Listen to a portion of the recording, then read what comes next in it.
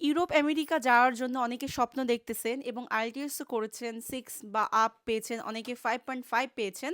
কিন্তু বারবার ব্যর্থ হচ্ছেন। কেউ কানাডার জন্য ট্রাই করতেছেন, কেউ আমেরিকার জন্য ট্রাই করতেছেন, কেউ বা হচ্ছে ইউকের জন্য ট্রাই করতেছেন। আচ্ছা, ব্যর্থ হওয়ার কিছু নাই। বিশেষ করেন আপনি যখনই একটা সিদ্ধান্ত নিবেন যে দেশের বাইরে যাব, ঠিক আছে?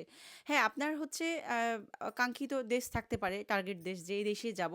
কিন্তু আমার কাছে মনে হয় আপনার ব্যর্থ হওয়ার চেয়ে ইউরোপে কিন্তু অনেক ভালো, ভালো দেশ আছে বা এশিয়া কান্ট্রির মধ্যেও কিন্তু অনেক ভালো, ভালো দেশ আছে। যেখানে কিন্তু আপনি একেবারে অল্প খরচে, অল্প টাকায় পড়াশোনা কমপ্লিট করে একটা ডিগ্রি নিয়ে দেন আপনি ওখান থেকে কিন্তু আপনার স্বপ্নের দেশে ইজিলি মুভ হইতে পারবেন। ধরেন আপনি ব্যাচেলর করতে গেলেন যেকোনো একটা দেশে যেখানে অল্প রিকোয়ারমেন্ট, আপনি কোনো রকম গিয়ে বা ইউরোপে কোনো একটা দেশে গেলেন। এখন বর্তমানে হচ্ছে সাউথ কোরিয়াতে প্রচুর স্টুডেন্ট ভিসা হচ্ছে। ধরুন আপনি সাউথ কোরিয়াতে গেলেন, সেখান থেকে অনার্স কমপ্লিট করলেন। মাস্টার্সের জন্য আপনি ইউকে বলেন, আমেরিকা বলেন, কানাডা বলেন বা ইউরোপের যে কোনো দেশে খুব ইজিলি যেতে পারবেন।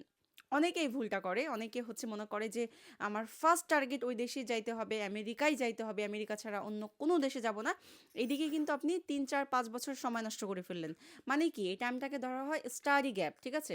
আপনার কিন্তু স্টাডি গ্যাপ হয়ে গেল। বসে না থেকে টাইমটা লস না করে যেকোনো দেশে আপনার চলে যাওয়া উচিত। দেন ওখান থেকে একটা ডিগ্রি নিয়ে আপনার কাঙ্ক্ষিত দেশগুলোতে ইজিলি মুভ করা।